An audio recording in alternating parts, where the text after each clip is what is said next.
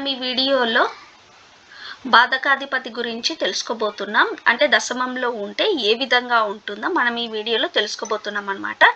ఇక్కడ లగ్నం వచ్చేసి తులా లగ్నం అయింది. దీన్నే చెర లగ్నం అని కూడా అంటారు, చెర రాశి అంటారు.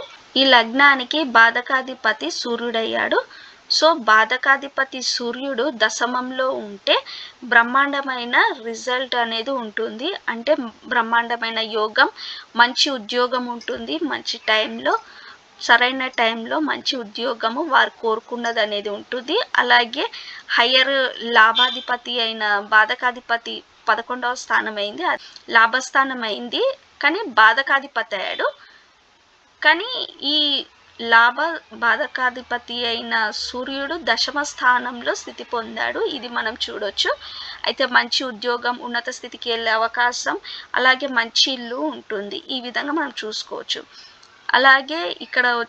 అలాగే చతుర్థాధిపతి కూడా ఈ దశమ స్థానంలో ఉంటే పట్టిందల్లా బంగారం అన్నట్టు ఉంటుంది.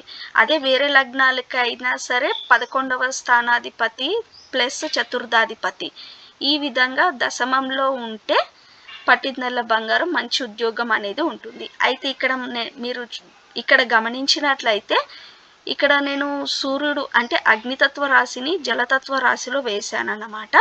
సో ఈ విధంగా కొద్దిగా మైనస్ అనేది ఉంటుంది. జలతత్వ రాశిలో పడ్డాడు సూర్యుడు వచ్చేసి. సో ఇక్కడ ఉద్యోగపరంగా కొద్దిగా బాధ అనేది ఉంటుంది. అంటే ప్రమోషన్ వచ్చినా కొద్దిగా లేట్ అవ్వడము లాంటి ఉద్యోగపరంగా కొద్దిగా ఇబ్బందులు అనేటివి ఉంటాయన్నమాట. ఈ విధంగా మనం గమనించుకోవచ్చు.